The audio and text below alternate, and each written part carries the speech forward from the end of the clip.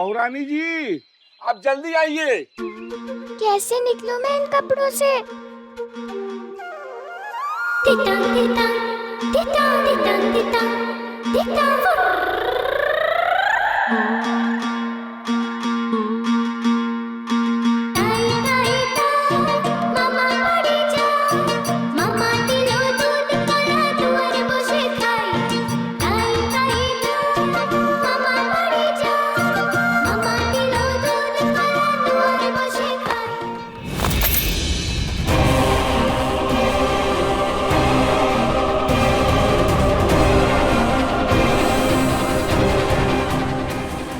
टूट गई, अब क्या करूं मैं?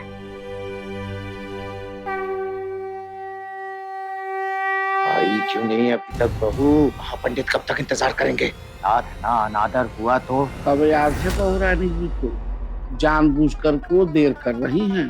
मतलब सुबह सुबह आपने डांटा था ना, कुतर्क करती है। शायद इसी बात का बदला ले रही है आपसे, इंतजार करा करके।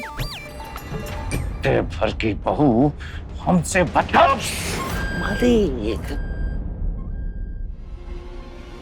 बड़े मालिक ने कहा है कि आप अच्छे से सज संवर कर आए और ऐसा कुछ न कहें और करें जिससे महापंडितों का अपमान हो, अनादर हो। मैं क्या बुलाऊंगी आपको? परी दीदी। मुझसे जितना बन सके उतनी मैं मदद करूंगी तुम्हारी। हाँ, परी दीदी वही बचा सकती है मुझे इस गंडगोल से। परी दीदी के पास जाती हूँ। ये दुर्गा माँ, मुझे बस बचा लेना, नहीं तो काका ससुर जी बहुत बड़ा दंड दे देंगे आज। आपकी बहू नहीं आई? आ रही है महाराज। दरअसल बहू ना जाप कर रही है। झूठ। शू शू शू शू शू। जाप शिव शिव शिव शिव शिव जाप ही कर रही है बहू। बस जाप पूरा होते ही तुरंत आ जाएगी। मुझे तो बड़ी खुशी हुई है जानकर कि आपकी बहू इतनी धार्मिक है। घर की औरत अगर पूजा पाठ करे तभी तो घर मंदिर हो पाता है। और वैसे भी औरतें ही हमारे समाज का, हमारी परंपराओं का और प्रथाओं का स्तंभ ही तो है। जी बिल्कुल ऐसी ही है हमारी बहू, धार्मिक। क्या कर रही हो बहू? बिना आज्ञा के मेरी पूजा के सामान को हाथ कैसे लगाया?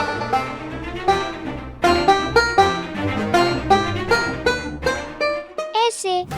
गुणवान। अगर बाबा इतने सिद्ध अब पहुंचे हुए हैं तो वो अंधे क्यों हैं? खुद पर अपना टोटका उपयोग करके अपनी आंखें सही क्यों नहीं कर लेते? और कुतर्क बिल्कुल नहीं करती। बहुत आज्ञाकारी है। चलिए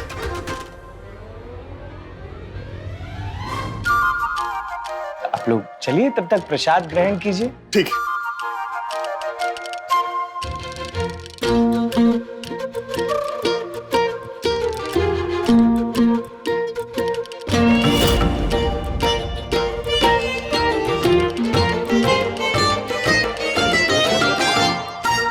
जब तक सब भोजन में व्यस्त है, यहाँ से छिपकर निकल जा तू बंदता।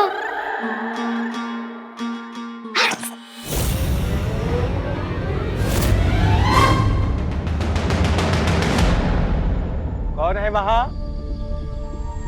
अरे कौन छुपा है वहां?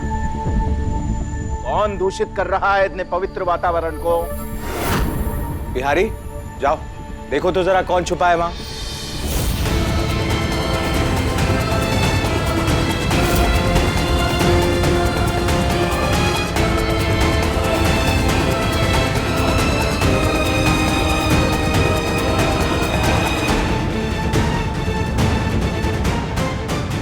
ये आपके छोटे भतीजे बटुकनाथ हैं क्या?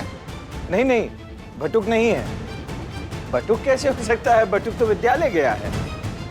ए, कौन हो तुम?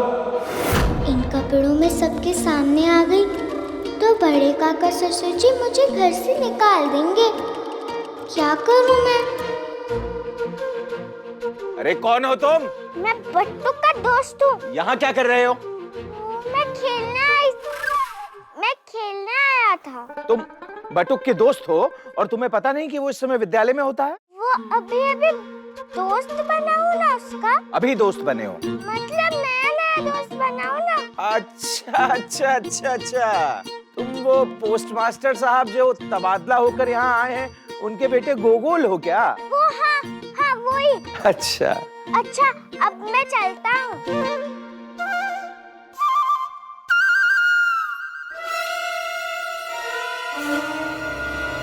रुको, हम सब प्रसाद ग्रहण कर रहे हैं और बच्चे तो वैसे भी भगवान का रूप होते हैं। अगर कोई बच्चा बिना प्रसाद ग्रहण किए जाए तो ये क्या शुभ होगा जजमान जी? नहीं नहीं, बिल्कुल नहीं। तो बच्चे आओ बैठ जाओ, हमारे साथ प्रसाद ग्रहण करो।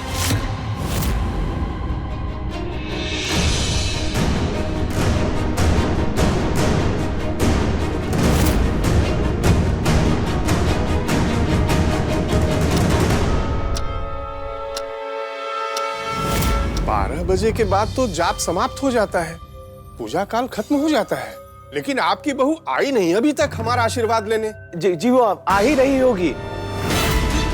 हमें तो लगता है कि वो हम ब्राह्मणों के जाने का इंतजार कर रही है, इसीलिए तो हम ब्राह्मणों से लगता है वो मिलना ही नहीं चाहती। अरे नहीं नहीं नहीं महाराज, कैसी बात कर रहे हैं ये? बिहारी ये क्या रहा है खड़ा हुआ? जब ला के ला बहू को। बहू को गोगल बनाकर यहाँ बैठा दिया है, तो घर की बहू आएगी कैसे सामने? काका ससुर जी एक ही बॉन्ड देता है बेचारी, कैसे धारे दो दो रूप? महाराज आप भोजन ग्रहण करें। त्रिलोचन जी कोई परेशानी है क्या? परेशानी? जी नहीं, क्यों? क्योंकि आप तो ये भी भूल गए कि हमारे प्रसाद ग्रहण करने से पहले किसी शुद्ध और कुलीन स्त्री द्वारा शंख फूंकने की प्रक्रिया की जाती है, पर आपकी बहू तो आशीर्वाद तक लेने नहीं आई, तो फिर भला शंख कैसे फूकेगी? और आप जानते हैं कि अगर शंख नहीं फूका गया तो हम ये प्रसाद ग्रहण नहीं कर सकते। हे दुर्गा माँ, मेरे कारण कोई ब्राह्मण भूखा ना रहे, शंख न फूकने का पाप ना लगे मुझे दुर्गा माँ।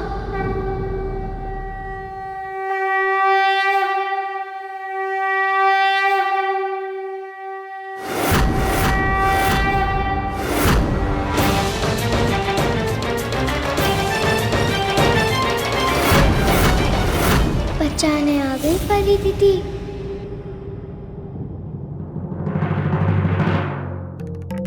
मुझे सेवा का मौका दीजिए महापंडित जी।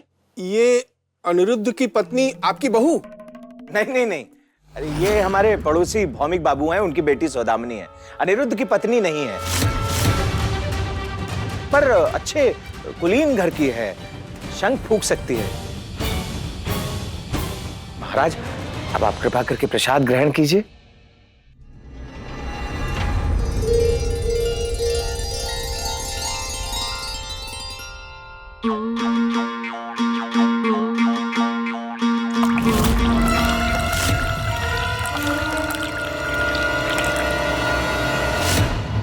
इस पानी में कुछ गिर गया है, अब अगर महापंडित जी ने ये पानी पी लिया तो उनका अनादर होगा, और काका ससुर जी ने कहा था ऐसी कोई भी चीज ना हो जिससे उनका अपमान हो। क्या करूं अब?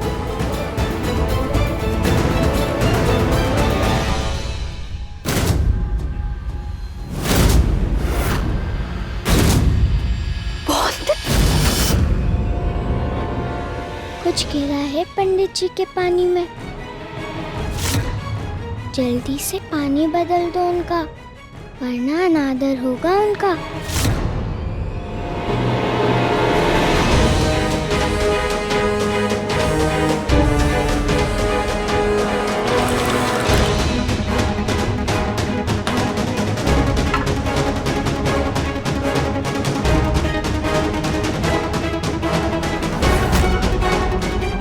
मलिक मलिक बहराम जी घर में कहीं नहीं है, कमरे बाग बगीचे सब जगह छाल मारे।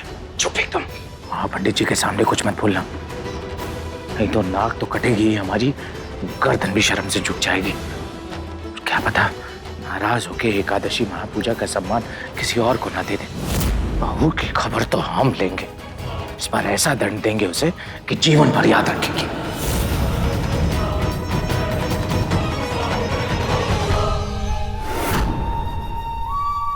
घर वालों का मान कम नहीं करना चाहती थी ना, उनका दिल नहीं दुखाना चाहती थी। पर देखना, आज तुम यही सब करोगी।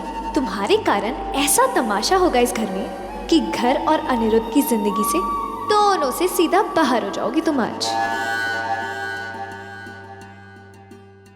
ये स्त्री कौन है? ब्राह्मण है महाराज।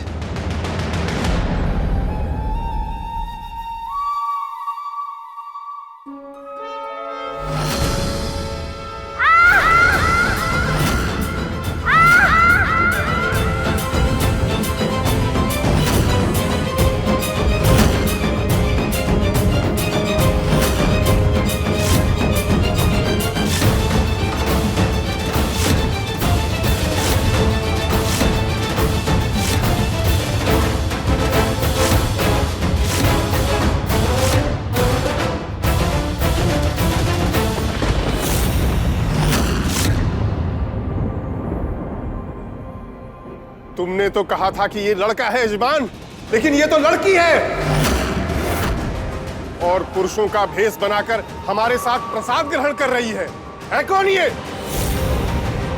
कोई मर्यादा का पालन नहीं है इस घर में।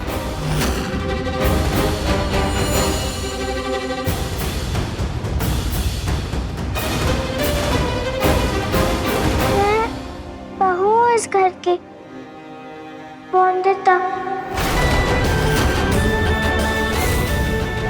जोड़कर विनती है मेरी, भोजन से मत उठिए।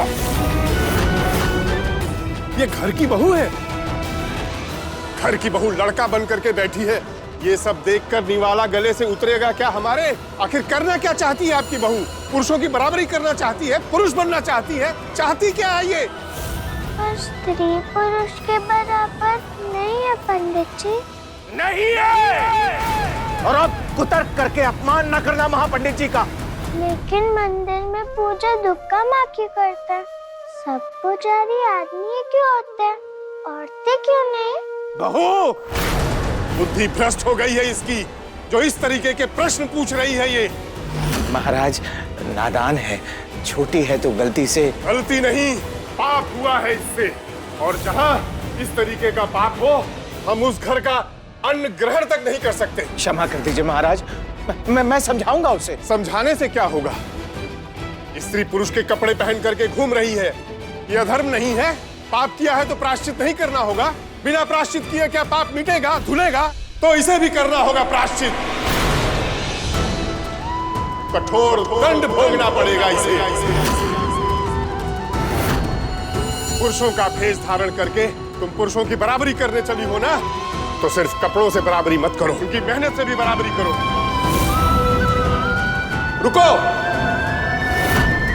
वो बोरी वहीं पे रखो। पर महाराज वहां रखेंगे तो आते जाते सबके पांव में लगेगी। मैंने कब कहा कि ये बोरी यहीं पड़ी रहेगी?